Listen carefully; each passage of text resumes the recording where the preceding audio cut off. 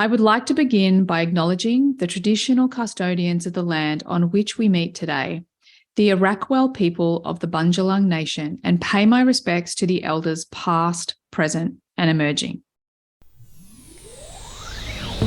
Hey everyone, and welcome to the Human Design Podcast with me, your host, Emma Dunwoody. I'm a qualified master coach and human behaviour specialist, as well as being a qualified human design coach. And I work with clients every single day to answer the big questions. Who am I? Why am I here? And what is my purpose? I also assist them to transition from the person they think they should be to the person they really are on the inside. I teach people how to actually live their design instead of just knowing it.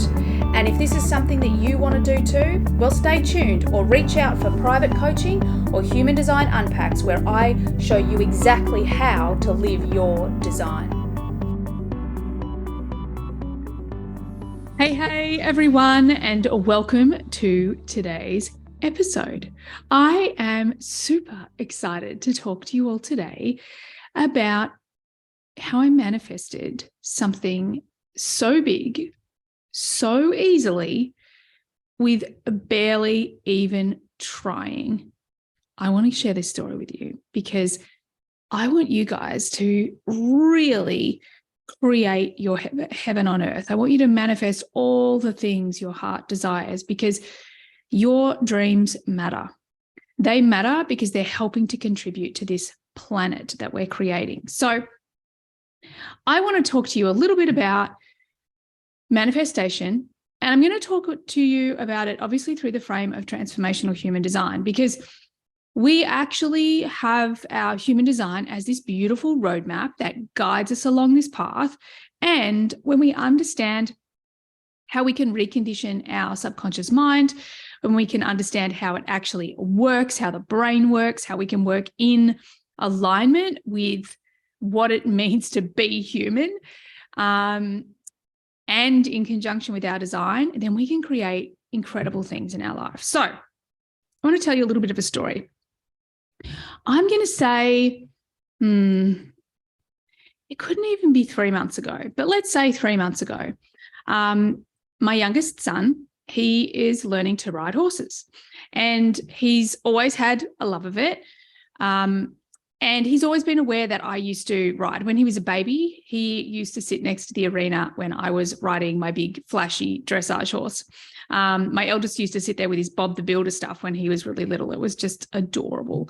Anyway, so my younger son, Oscar, he's taken an interest, and he's having lessons, and we go out there every week, and we are interested, or at least I'm thinking, okay, well, if he sticks at it, if he's still as enthusiastic, as he's definitely lit up about it, and my little line too is just, oh my God, he's just finding it so easy. And for those of you out there that know what I'm talking about, like, his seat is off the charts. Like, yeah, just watching a line two learn something that they love is, I don't know, like poetry. It's so amazing how quickly he's picking this up. Anyway, so we're sort of thinking about getting a horse for him.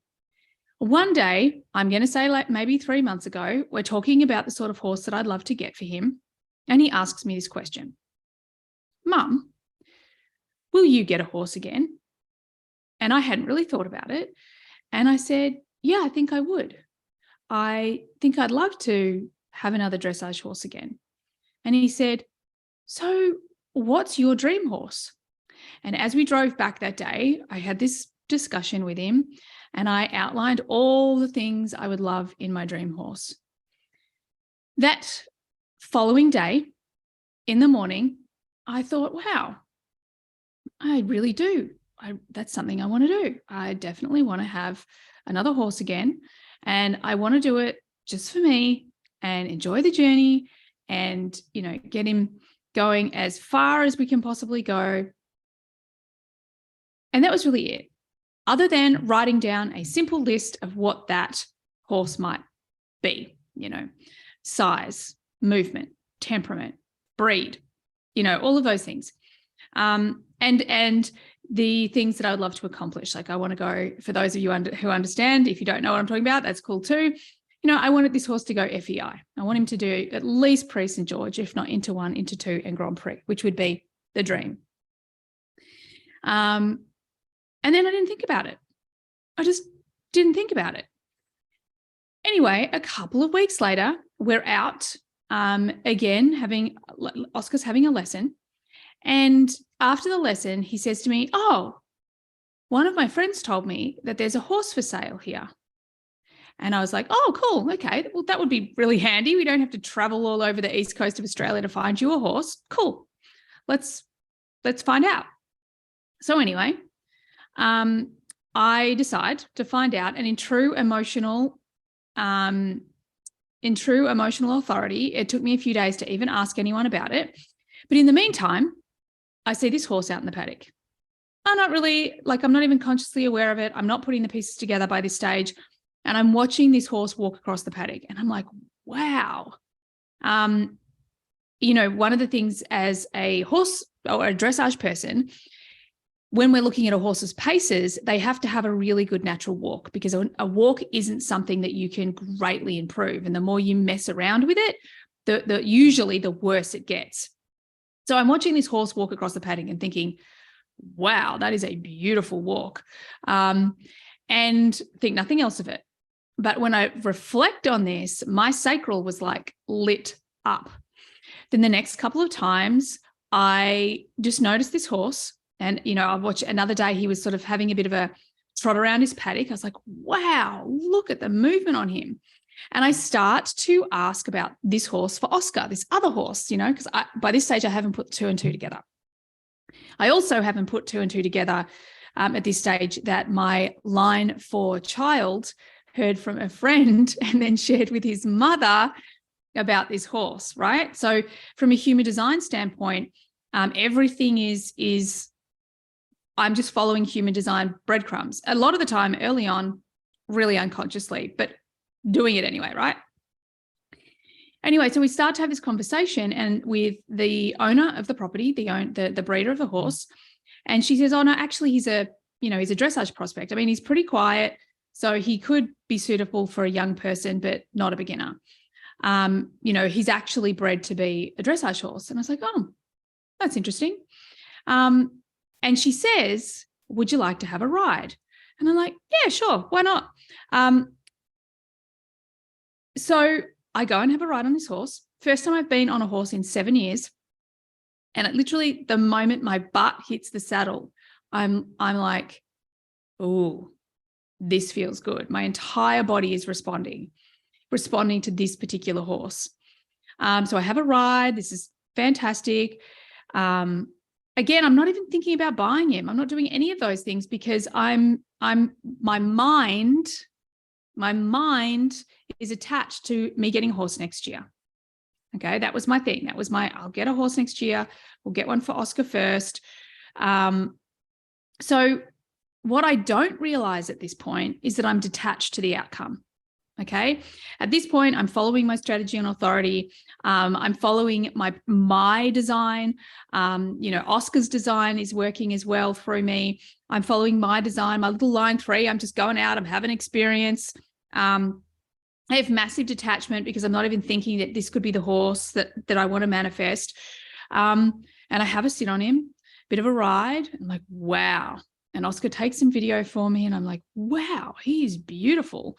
And then the owner just says, "Look, whether you're looking to buy him or not, you're more than welcome to ride him. I can see that, you're only going to add value to him. So you can just have a sit, have a ride." Anyway, I have a couple more rides and I'm like,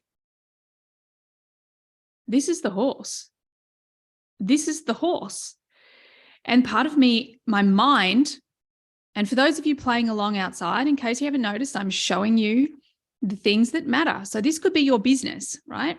My mind is attached to the way it should be, which has actually been really helpful because I'm detached from this, having to make any decision through the mind. My body is responding with yes, yes, yes, yes, yes. My emotional authority, like I keep sleeping on it. It's still a yes. It's like, yep, it's a definite clear yes. So we get to the point where I kind of have to, as I would say, shit or get off the pot.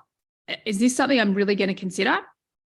And The other part of it, by this stage, I'm paying attention to the external clues. There was someone else that was interested in him.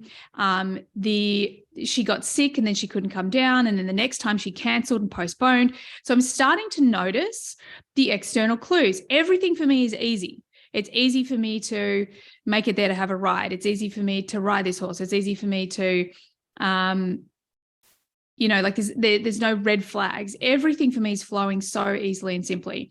Then we get to the place where I'm like, okay, I'm going to have a conversation with the owner and just see how it goes. And even then I was really detached. I was like, maybe not. I don't know. I wasn't planning on it. Haven't put money aside for a horse. Well, at least not for me anyway. And I start having this conversation with the owner, and all of a sudden I'm in negotiations. And again, I'm just responding from my body. I'm, talking about it with the people close to me and just watching the responses out in my reality, which is also telling me that a lot of my blocks, a lot of my things that have stopped me in the past, they're not there anymore because I'm not seeing the people in my life roadblock me. So again, it's all this external clues of, okay, this is really in alignment. This is really working well for me. And we get to the point where we negotiate on, money and payment and and everything just goes, every time there's something goes back and forward, I sleep on it. I'm like following my authority, even though part of me, I notice as I'm going through this process, like I want to react straight away, but no, I'm like, I'll sleep on it. Give me a few hours. I'll come back to you. And then all of a sudden I've got this horse. I'm like, okay, I'm not getting overly attached to it. We've still got a vet check. So when you buy a horse, especially a horse that you want, a high-level performance horse, you've got to have a vet look at it, look at his joints, look at his tendons, look at his feet, look at his conformation, look at his soundness, teeth, you name it. Okay, get the vet. And even so, the vet that the owner recommends won't do it because it's their vet, and he doesn't want to be biased. Which is great ethics. And I'm like, far out. Where am I going to find a good vet that understands warm bloods and performance horses? And because the good vet that does that in the area is their vet who won't do it. And I ask my amazing friend Jazz, who you guys may have seen on my Instagram. She works with us at all the retreats. She's also one of my PTs. She's the most incredible chef ever. And she's also into horses. And I said, far out, I need to find a vet. And this beautiful human sends me, the friend of a friend is a vet. And I get on the phone to this vet on Thursday. And I'm like, okay, this is what's going on. This vet happens to specialize in warm bloods and dressage horses. She's actually Dutch and going home the following week for breeding season over there. And that's where they breed the most incredible horses over there. So this woman has so much expertise. And I say to her, the only time I have in my diary is tomorrow afternoon. And she says, that's funny because that's the only time I have in my diary too. So the external clues are just there. My ego is still going, really? Do you really want this? Is this really what you want? Is it well, do you have time for this? But I'm following my design. I'm following my strategy, my authority. I'm responding. I'm waiting. I'm sleeping on it. I'm trusting the experience as a line 3. And then this vet comes out and she vet checks this horse. And I have had between the ages of 7 and I'm going to say 42, I would have had 50 plus horses, I would say. And whether they're performance horses, riding other people's horses, or breeding stock. I've never had a vet check go so well in my life. Like vets always find something. They have to find something, it's kind of like their job. And it's just, it's that journey has just been easy and effortless. He passes the vet check with flying colors. So officially we have a new member of our family. Now there's a few other really cool things I want to tell you. So for those of you that have been playing along, one of my values is legacy. I want to create something, the work that I want to create in the world. This is making me tear up. The work that I want to make creating the world, I want it to make a change far beyond my lifetime. I want it to impact people. I want it to change the world. So I've been thinking about finding a sacred geometry or getting a designer to design something for me that represents legacy. And then I'm going to tattoo it on my body. Anyway, this horse's name is fucking Legacy. Can you believe that? The reason why I'm telling you this story is because this is accessible for all of us. If we are just willing to follow our strategy and authority, if we are just willing to get out of our head and into our body and start listening to the wisdom that lies within us. This is available if we are just willing to pay attention to the external clues, to allow them to guide us, and to believe in yourself. Believing in myself and believing in my design, my authority, my solar plexus, my sacral, my profile, my incarnation cross, my vocation, my culture, like all of these parts of my chart. I decided to believe in me. I believe in them. I believe in it.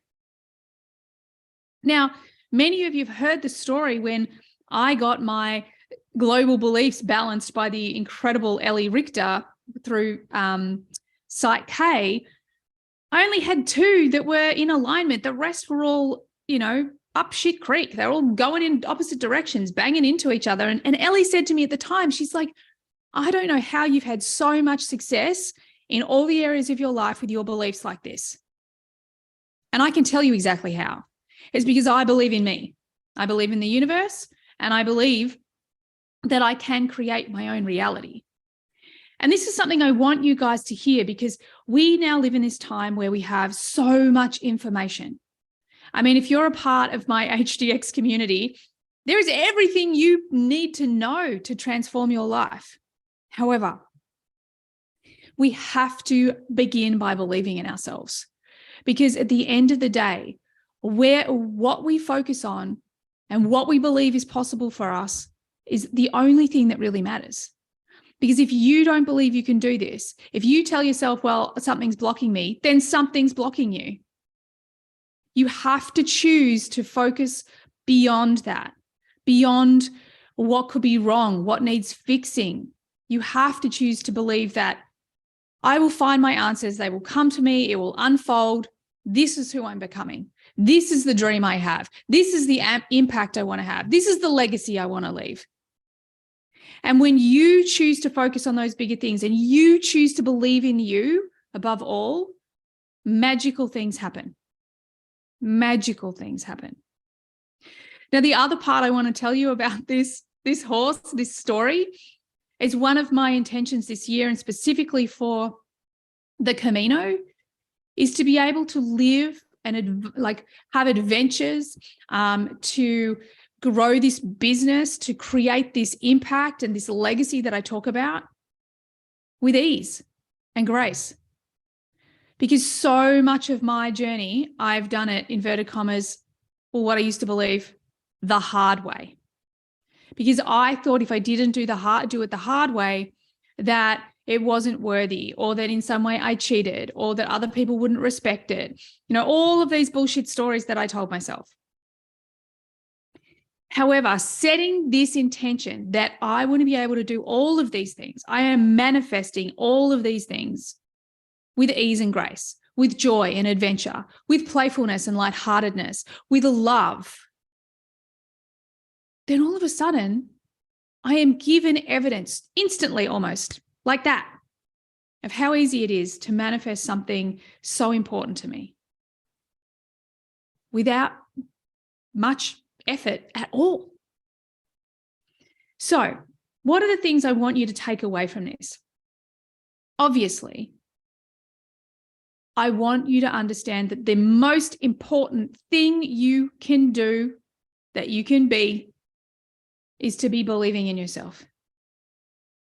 To be your best friend in your own mind. And that if there is a unresourceful thought, that either you just pay no attention to it, Or you'd like, thank you, I appreciate your feedback, but I'm good. Choose to believe in you. Choose to believe it's possible. It doesn't matter what anyone else says or even what your ego says. Just choose to believe it's possible. You don't need to know how. You don't need to know when. Just believe that it's true. Believe that feeling inside of you. Believe that that greatness that you can feel. I know you can feel it because I know I can feel mine. Believe that that is here to be made manifest. Your greatness is here to be lived. Believe in that. The next thing I want you to take away is focus. What is it you want? It doesn't have to be perfect. I've manifested so many epic things so easily by just either having a conversation with someone and saying what I want and then writing it down, and then bang, it happens. It's happened over and over again. And one of the interesting things, because of course, me being a line 5, I think it's this line 5 thing, is that I've sat with this a lot because I've been hustling my butt to grow my business. And I've been so attached to what that looks like and how I should do it and what the income, what the income goals should be that we're hitting and blah, blah, blah, blah, blah. Then in the same breath, I'm like, right, we're hiring a new person. They've got to be amazing. They've got to be as incredible as the rest of my team in their role. We send out an email. We get more than 50, I think close to 60 applicants. We get that down to 8 applicants. We see 8 people, and then we find her and we hire her. All in what? Maybe 14 days. She's already part of the team. Welcome, Sherelle. We're so excited to have you here. Now, what's different? It's different. Belief. I knew. I absolutely knew that we were going to find the perfect human. What did I set my intention? I want to be as blown away by this person as I was with Taylor. I want this person to love what they do and love the mission and love being a part of our family. I didn't even get into the details. But because I set that intention, what happened? Well, Taylor knew exactly what we needed. So she had the list. The job spec was great. I am an absolute guru at people. So as we went through each interview, we were like, oh my God, love them, love them, love them. But what did we do? We listened to our sacrals. Like if we had gone with our mind, we would have hired someone else, but I've learned that lesson. So really focus on what you want, set that intention. Then you have to have a level of detachment, because if you believe you can do something, if you believe it's inevitable, it's one of my favorite beliefs. And I'm going to give credit because I'm pretty sure the first time I ever heard it was from James Wedmore. And I love this. My success is inevitable. My happiness is inevitable. My abundance is inevitable. My dream horse is inevitable. Our incredible new team member, inevitable. It's going to happen. So really being able to detach, because it's inevitable, it's going to happen, is what, in my experience, speeds everything up. Everything. One of the things that I thought was interesting in the hiring process for us is we did all the work. We sat down. I think we spent an entire day going through everybody's stuff. Between the two of us, we both did a spreadsheet. I went through all their human design and T went through all of their experience, and we talked about everything and we reflected and da-da-da. So by the time we sat with these people and we had these interviews, we had these experiences, once we got off the call, we'd check in straight with both of our sacrals. And then I wrote mine down so that I could sleep on it. And that's actually what made a lot of the final decision, because we'd done all the work. We understood how they worked human design wise. We'd understand their experience. Then we'd met these people, and I've got to be honest, each and every one of them were divine. So I'm really grateful that I had human design and the understanding of my design and T's design so that we could actually navigate from that place. Because if I had to make a decision from my head, it would have been really hard. I would have wanted to hire all of them. And then the last thing I really want to say is, you have to be willing to follow the breadcrumbs. We just did an incredible class in HDX, because one of the things I've identified really early and why it's now a part of my transformational human design is that people don't know how to get out of the head and into the body. How? Well, we just did a whole freaking class on it. We even did this exercise where I put people like in their bodies, had an experience of when they, forced themselves to do something from being out of alignment and the mind, and then what it felt like to be in their body when they made an aligned decision. So literally gave them this example of, okay, this is what it feels like in my body when I'm out of alignment. This is what I'm just out of my comfort zone, but I'm still in alignment. It's following the way that you feel in your body. Human design gives you exactly how you're designed. So just experiment with it. For me, it's all about strategy and authority, and it's paying attention to the breadcrumbs, paying attention to what shows up, what I call the external clues, what shows up in my external reality, especially for generator types, because it's for us to respond to. So what are you seeing? What are the clues? What are the patterns? What are the synchronicities? What are people saying? What are you hearing more than once? Like if you're growing a business, what book do people, like I have a rule, if someone tells me about a book 3 times, that's the universe saying, read the freaking book.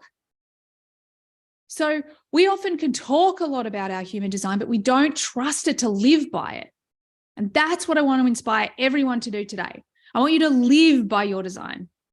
I want you to understand that manifestation doesn't mean you don't have to try so hard. In fact, in my experience, the less I try, the easier it is. So I trust that you got everything that you needed from today's episode. And I would love you to leave a review on Spotify. You can actually put comments in there now. So I'd love to hear about your manifestation experiments or how you've manifested things using your human design. And same on Apple, please leave us a 5-star review. I'd really appreciate it, because then it gets into the hands of the people that need to hear this stuff. Ultimately, I want you to know that you matter. Your purpose matters. What you want matters. Your dreams matter, because we are creating a whole new reality. And if you think that you can only look to the past to create the future, then you're barking up the wrong tree. And this is where I think so many people are getting stuck, because they look to the past to say, well, that's not possible. Anything's possible. Look to the future. We are only just now starting to realize that all these timelines and dimensions and, whatever you believe in, but I've gone down this rabbit hole, aliens, galaxy, universe, everything out there. Things are shifting and changing, just like the Z's said with Lee Harris. The future is going to be incredible. But we have to start believing that it is. And we have to believe that we're incredible, that our greatness matters. And then when we step into it, we're really changing the world. We're all making an impact, and we're all leaving a legacy. So that's it from me today. I trust you got what you needed from this episode. Go out and manifest your dreams. And I look forward to having you on the next podcast. Bye for now. Thanks everyone for being here all the way to the end of the podcast. I hope you got lots of value out of it. I certainly had a lot of fun doing it. Could I please ask that you share this podcast with friends if you found it valuable? And also, bonus points, could you leave a review for me as well on Apple? It would be greatly appreciated. If at any point you would like to be on the podcast, or you've got questions that you'd like me to discuss on the podcast, by all means get on my socials and DM me. Everything you need is there in the show notes. Have an awesome day. Bye for now.